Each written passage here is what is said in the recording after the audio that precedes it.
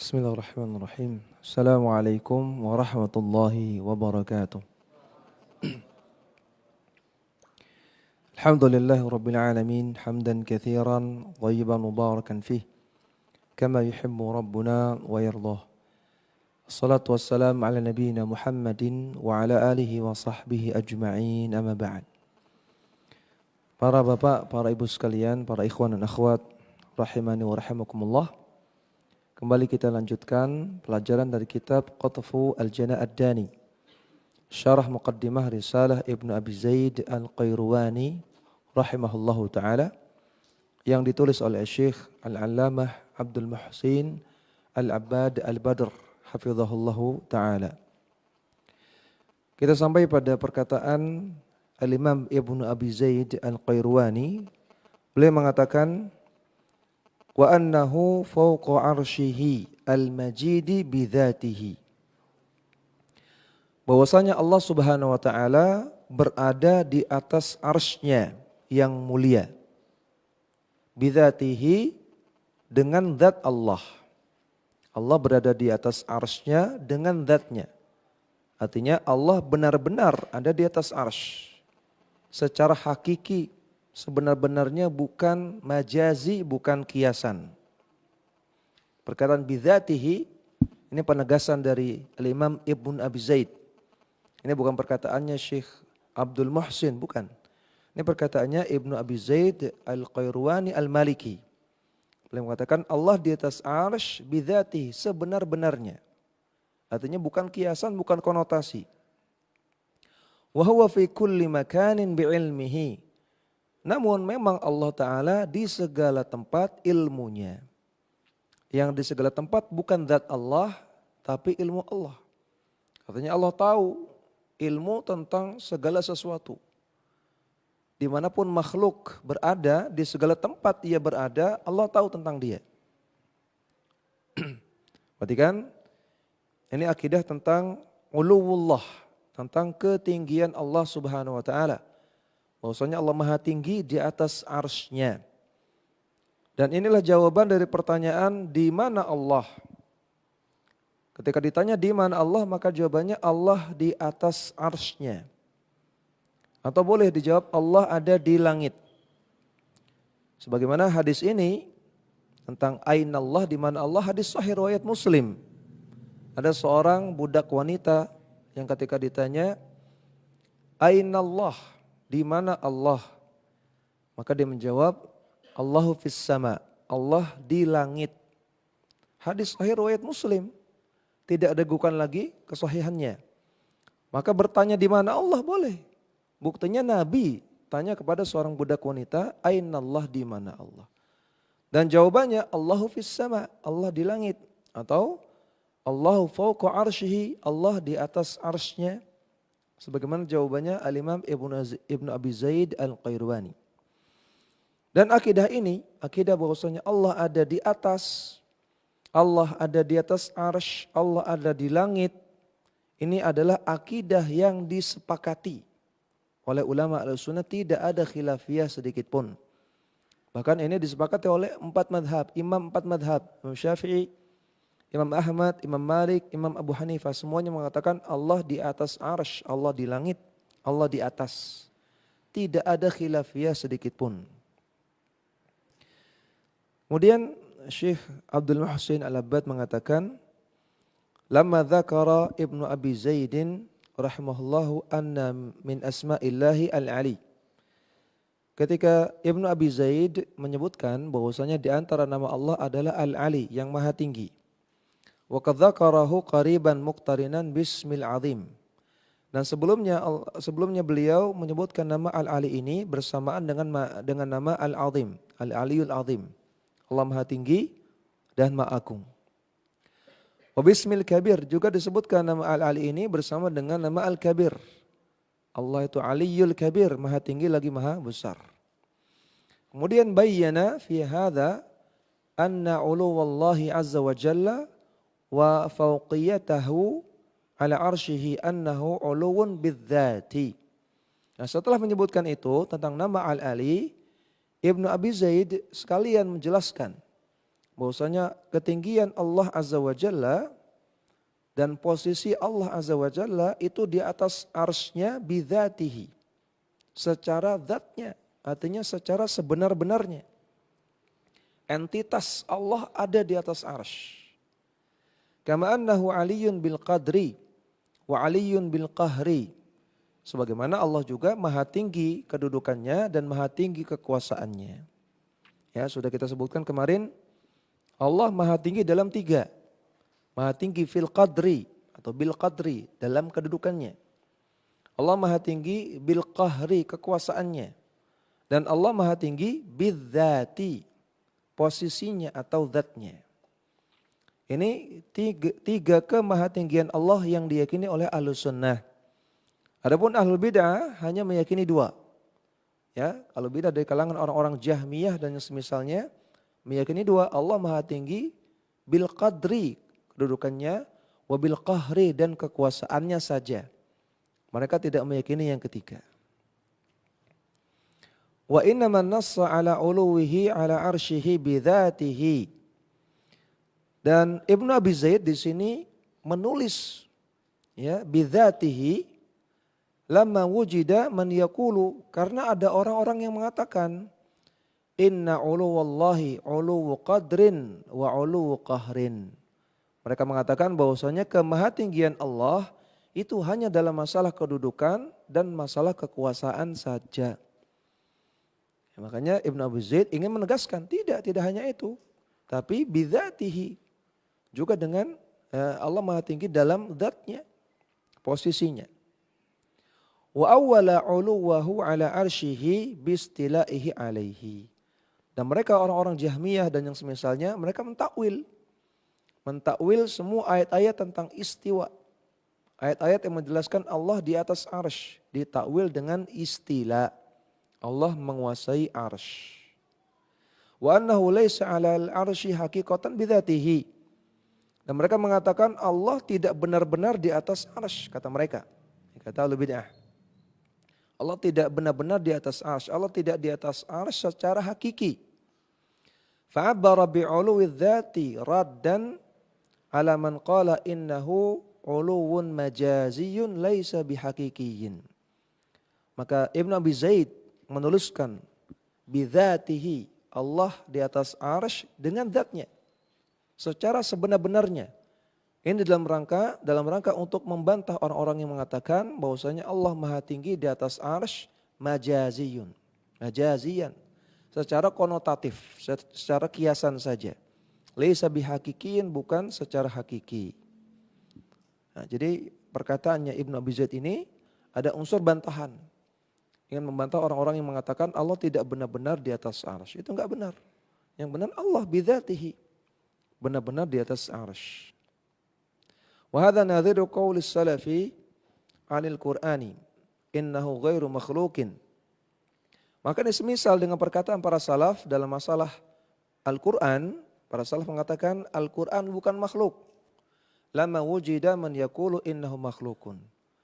Para salaf merasa perlu untuk mengatakan demikian ketika muncul orang-orang yang mengatakan Al-Qur'an makhluk.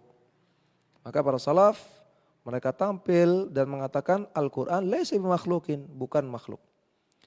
Demikian juga ketika muncul orang-orang yang mengatakan Allah tidak benar-benar di atas arsy. Maka para ulama salaf muncul dan mengatakan Allahu fauqa arsyihi bidzatihi. Allah di atas arsy-Nya secara zatnya, secara posisinya.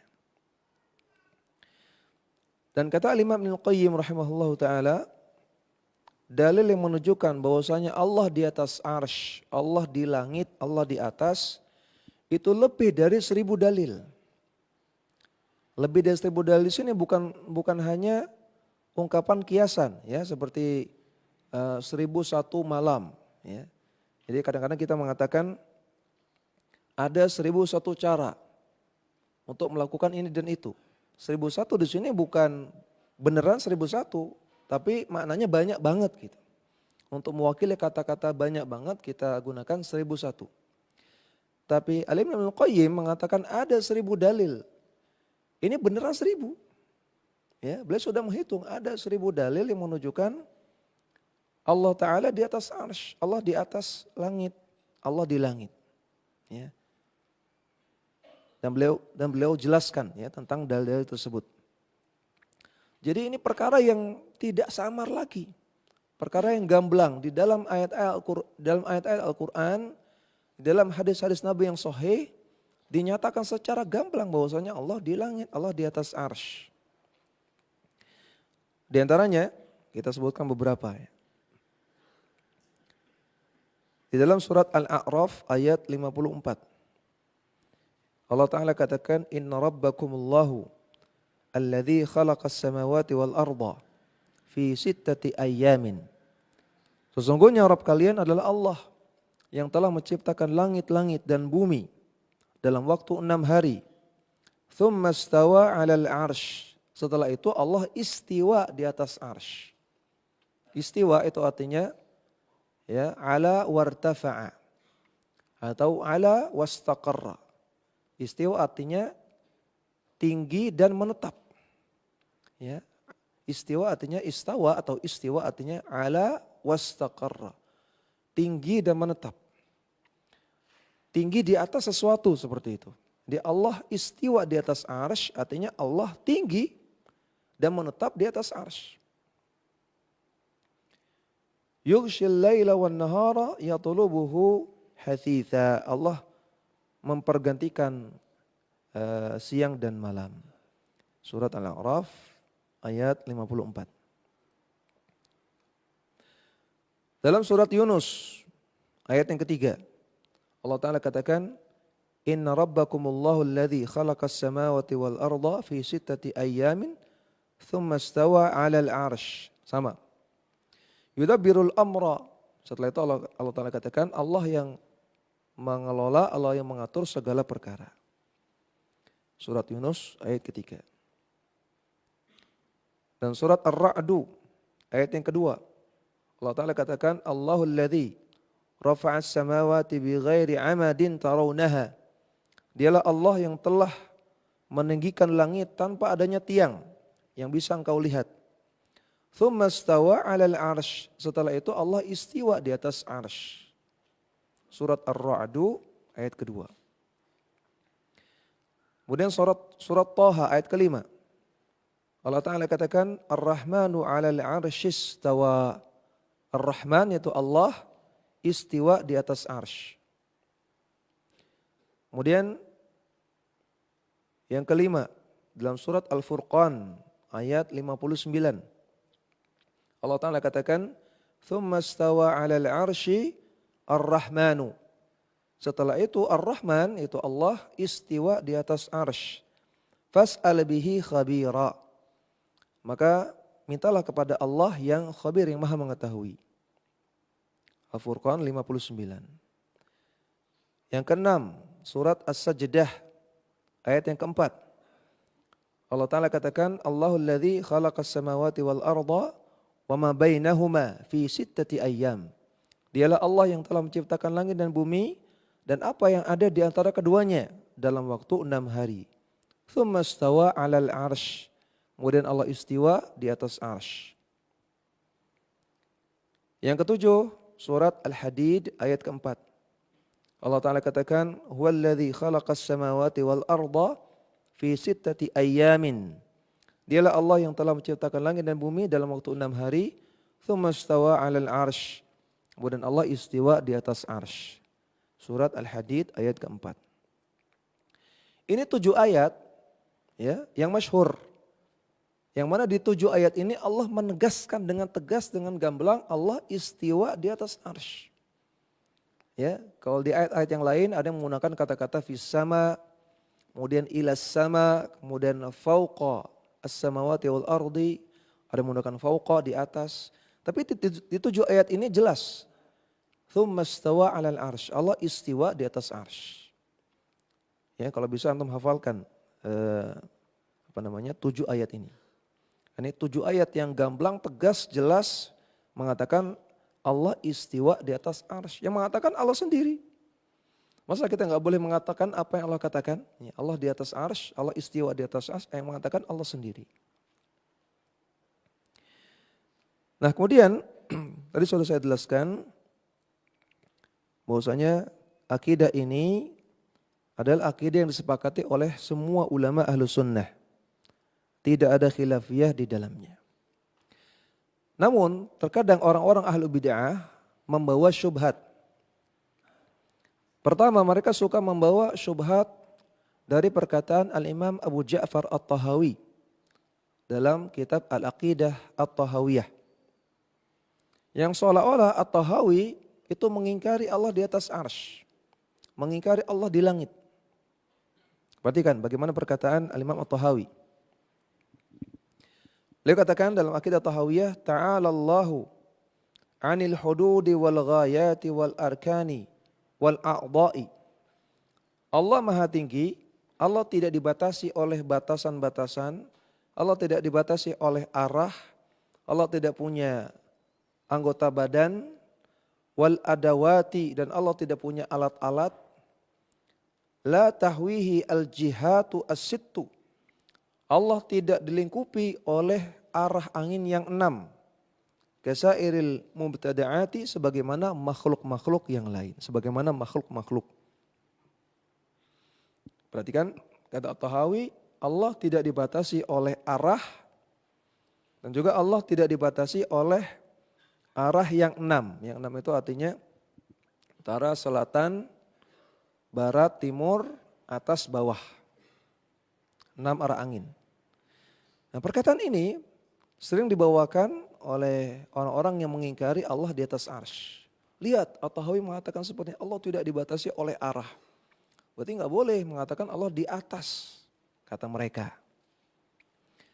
Maka jawabannya, At-Tahawi dalam Aqidah Tahawiyah juga mengatakan. Perhatikan, kata beliau, wa huwa mustaghnin 'anil arsy wa madunahu. Allah tidak butuh kepada arsy dan apa-apa yang ada di bawahnya.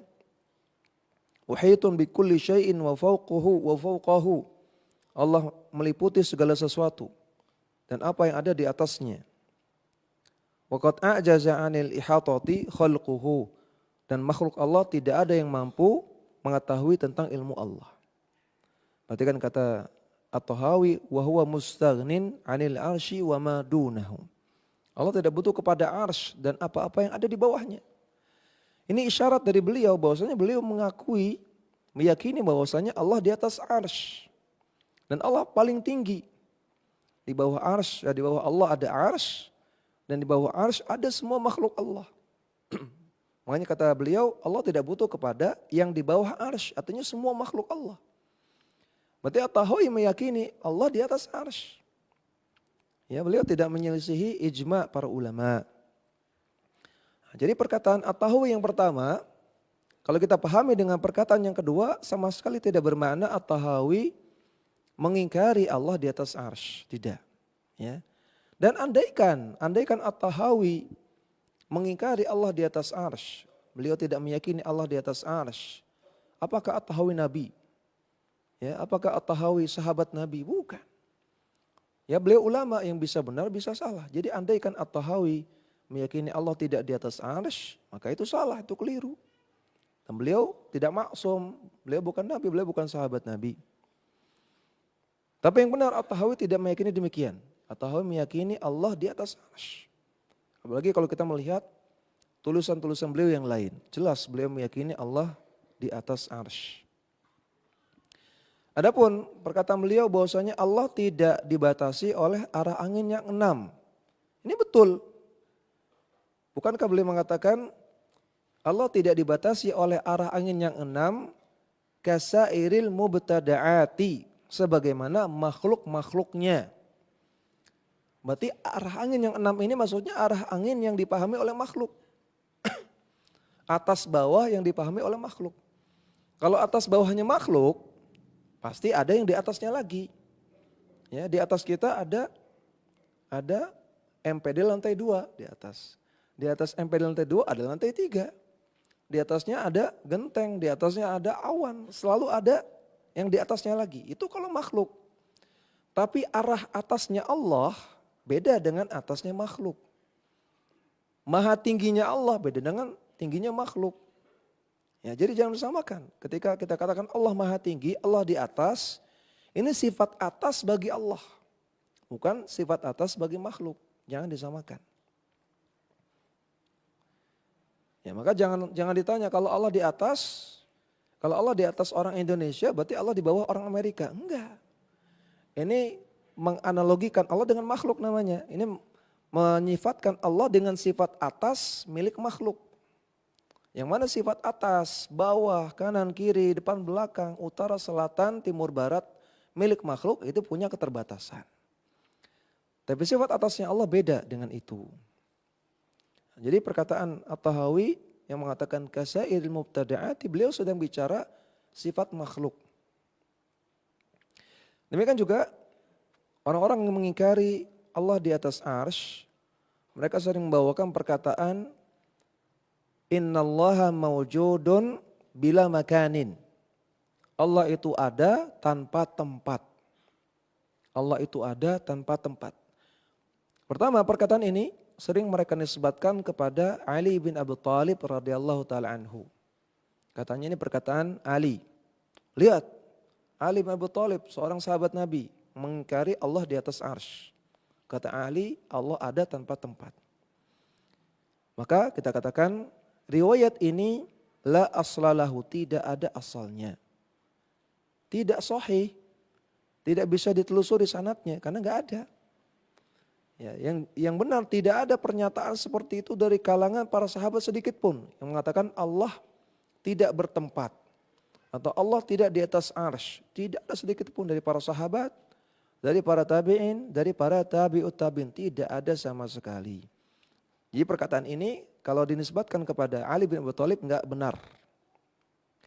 Kemudian perkataan seperti ini, innallaha mawjudun bila makanin, Allah ada tanpa tempat. Kata para ulama, ini perkataan yang ambigu. Ya, innallaha mawjudun itu betul, Allah itu ada. Tapi perkataan bila makanin, Allah ada tanpa tempat, ini perkataan yang ambigu. Ambigu artinya multitafsir. Bisa dibawa ke sana, bisa dibawa ke sini. Dan Ahlussunnah enggak pernah mengatakan Allah bertempat. Siapa yang mengatakan demikian? Bukankah perkataan Allah bertempat, Allah lahu makanun, ini kan tidak ada dalam Al-Quran. Tidak ada dalam hadis. Mengatakan Allah punya makan. Makan di sini bahasa Arab ya, bukan makan bahasa Indonesia. Makan gorengan nanti setelah ini ya, insya Allah. Makan ini bahasa Arab, makan artinya tempat. Perkataan Allah lahu makanun ini bukan dalam Al-Quran, tidak dalam Al-Quran, tidak dalam hadis, tidak dalam perkataan para salaf. Ini perkataan orang-orang belakangan. Ahlussunnah gak pernah mengatakan seperti itu. Dan perkataan seperti ini perkataan yang multitafsir. Oleh karena itu kata para ulama, kalau mengatakan Allah bertempat, maksudnya adalah tempat seperti tempatnya makhluk yang terbatas, yang dibatasi oleh arah tadi, maka perkataan ini enggak benar. Kalau mengatakan Allah punya tempat, dengan makna tempat di sini dengan makna tempat di sini tempat seperti tempatnya makhluk, maka enggak benar. Allah tidak bertempat. Tapi kalau tempat di sini maksudnya arsy, Allah bertempat, maksudnya Allah di atas arsy, maka ini betul. Kalau al-makan di sini maksudnya arsy, maka itu betul. Nah, ini perkataan yang ambigu. Sehingga kata Syekh Shalih Al-Fauzan, hafizahullah ta'ala, perkataan seperti ini semestinya ditinggalkan. Jangan diucapkan. Yang mengucapkan Allah itu bertempat, jangan. Allah lahu makan, jangan. Karena perkataan yang bisa dibawa ke sana, bisa dibawa ke sini. Bisa benar, bisa maknanya benar, bisa maknanya salah. Dan itu perkataan yang tidak ada dalam Al-Quran, tidak ada dalam hadis. Lebih utama kita ucapkan perkataan yang ada dalam Al-Quran, ada dalam hadis. Allah istiwa di atas arsy. Jelas, yang tadi ada 7 ayat yang mengatakan demikian. Allah di langit, jelas hadisnya, riwayat Muslim. Itu lebih utama. Maka hendaknya kita tinggalkan perkataan Allah bertempat, jangan. Walaupun sekali lagi itu bisa benar, bisa salah. Nah ini beberapa syubhat ya, beberapa syubhat yang dilontarkan oleh orang-orang ahlul bid'ah. Kemudian wa amma qauluhu. Adapun perkataan Al-Imam Ibnu Abi Zaid wa huwa fi kulli makanin bi'ilmihi. Allah ada di setiap tempat ilmunya. Artinya ilmu Allah ada di setiap tempat. Fahuwa linafil qawli bil hululi wal ittihadi. Beliau katakan seperti ini untuk membantah orang-orang yang mengatakan atau meyakini akidah al-hulul wal ittihad. Al-hulul wal ittihad artinya akidah yang meyakini Allah bisa bersatu dengan makhluk. Allah bisa bersatu dengan hamba. Oke, manunggaling kawula Gusti. Gusti manunggaling kawula. Bersatu dengan aku gitu. Nah ini akidah yang diyakini oleh sebagian orang-orang kejawen. Ini namanya hululiyah, sudah ada sejak zaman dahulu. Akidah hululiyah atau ittihadiyah. Maka ini enggak benar. Kata Ibnu Abi Zaid, Allah memang ada di setiap tempat, namun ilmunya, bukan zatnya. Bukan berarti zat Allah nempel sama kita, ada di dalam diri kita, bukan. Wa huwa anna Allah halun fil makhluqati muttahidun ma'ahu mukhtalitun biha. Mereka meyakini bahwasanya Allah itu bersatu dengan makhluknya dan bercampur dengan makhluknya. Fa inna Allah azza wa jalla al-khaliqu. Padahal Allah azza wa jalla itu pencipta. Wa kullu ma siwahu makhluqun. Dan semua yang diciptakan oleh Allah adalah makhluk. Wal makhluqatu kulluha kanat adaman. Dan makhluk semuanya diawali dengan ketiadaan. Fa'aujadahallahu. Kemudian baru Allah ciptakan. Wujuduha mubayyinun liwujudillah. Maka keberadaan makhluk itu terbedakan dengan keberadaan Allah. Allah tidak bersatu dengan makhluk. Entitas Allah, zat Allah terbedakan, terpisah dengan makhluk. Dan tidak ada bagian dari Allah yang bersatu dengan makhluk, tidak ada. Ya, sebagaimana keyakinan orang-orang Nasrani.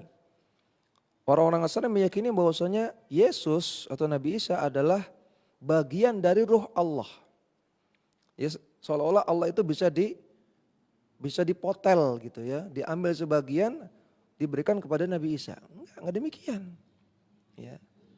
Jadi Allah tidak ada satupun bagian dari Allah yang bersatu dengan makhluk. Tidak ada irisan, tidak ada. Allah mubayyinun an khalqihi. Terbedakan dari makhluknya. Wa huwa subhanahu ta'ala ba'inun min khalqihi. Allah subhanahu wa ta'ala terpisah dari makhluknya. Laisatil makhluqatu halatan fillah. Allah tidak bersatu dengan makhluknya. Walal khaliqu halan fil makhluq. Dan enggak mungkin khaliq bersatu bercampur dengan makhluknya. Wa ma'iyatullahi fussirat bi'annaha ma'iyatun bil ilmi. Dan Allah bersama kita, itu betul.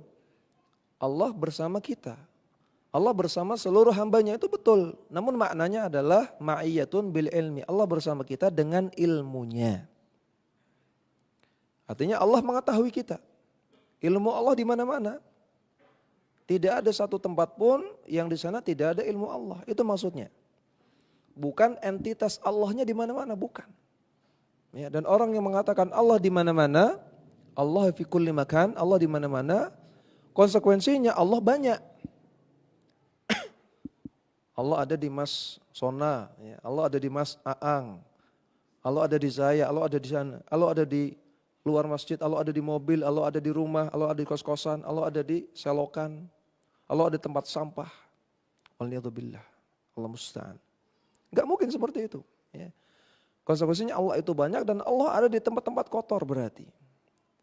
Ya, padahal Allah itu subhanah, Allah maha suci. Akan menimbulkan konsekuensi-konsekuensi yang batil. Kalau meyakini Allah di mana-mana. Maka enggak boleh ya meyakini Allah di mana-mana. Tapi perhatikan ya. Kalau kita tanya orang di pasar, kalau kita tanya orang awam, di mana Allah? Biasanya mereka menjawab Allah di mana-mana. Maka mereka orang awam, jangan dikafirkan. Bukan berarti kita katakan mereka kafir, enggak, mereka orang awam, mereka belum paham, maka kasih tahu ngapunten itu salah. Ya, sebutkan ayat-ayat tadi, yang 7 ayat tadi. Allah istiwa di atas arsy, bukan di mana-mana. Kama qala Ibnu Abi Zaidin Al-Qayrawani huna. Allah itu bersama hambanya dengan ilmunya. Sebagaimana perkataan Ibnu Abi Zaid di sini. Allah Ta'ala katakan dalam Al-Quran, Alam tara annallaha ya'lamu ma fis samawati wa ma fil ardi. Tidakkah engkau lihat bahwasanya Allah mengetahui semua yang di langit dan semua yang di bumi. Ma yakunu min najwa thalathatin illa huwa rabi'uhum. Tidaklah ada 3 orang yang berbisik-bisik kecuali Allah yang keempat. Wala khamsatin illa huwa sadisuhum. Tidaklah ada 5 orang yang berbisik-bisik kecuali Allah yang kelima. Wala adna min dzalika wala aktsara. Dan tidaklah ada orang yang berbisik-bisik yang jumlahnya lebih kecil daripada itu atau jumlah yang lebih banyak daripada itu, illa huwa ma'ahum aina ma kanu.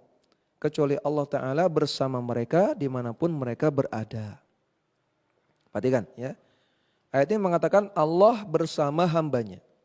Illa huwa ma'ahum aina ma kanu. Kecuali Allah bersama mereka dimanapun mereka berada. Ayat ini ditafsirkan oleh bagian awal ayat. Nah, jadi ayat Al-Quran itu pasti sinkron. Pasti sejalan antara awal, tengah, akhir. Di awal ayat Allah Ta'ala katakan, Alam tara annallaha ya'lamu. Bukankah engkau melihat Allah mengetahui ma fis samawati wa ma fil ardi, semua yang di langit dan semua yang di bumi.